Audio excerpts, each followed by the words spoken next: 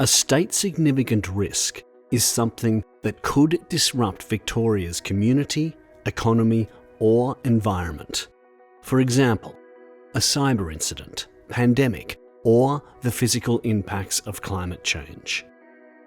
In this audit, we looked at whether the departments, including the Department of Treasury and Finance, or DTF, and the Victorian Managed Insurance Authority, or VMIA, are working together to manage these risks and advise the Assistant Treasurer about them.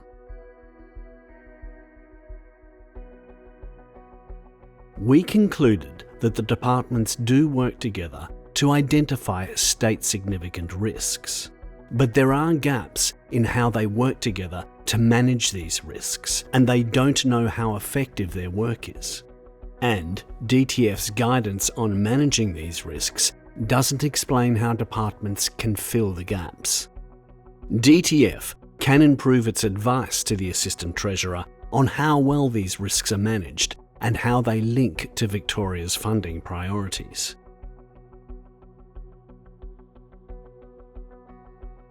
DTF provides the guidance on managing state-significant risks, but it doesn't explain key responsibilities for them. For example, the guidance doesn't explain what support DTF, VMIA, and the Cross-Agency Risk Committee should provide to agencies, and what advice they should give the Assistant Treasurer, or what an individual department is responsible for when it leads the management of a risk. This is contributing to gaps in the way agencies coordinate when managing risks at the statewide level.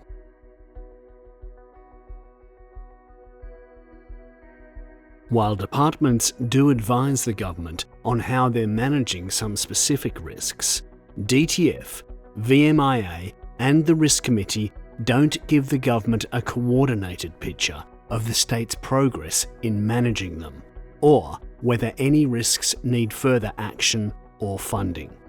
For example, to minimise the chance of a cyber attack.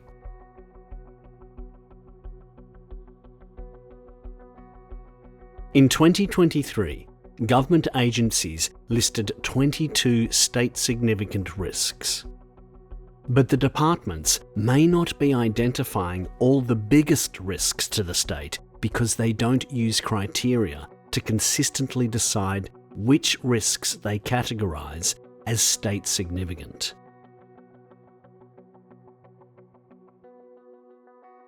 We made 5 recommendations. 4 to DTF about improving its risk guidance and its advice to the government, and 1 to VMIA about monitoring risk management and advising the government.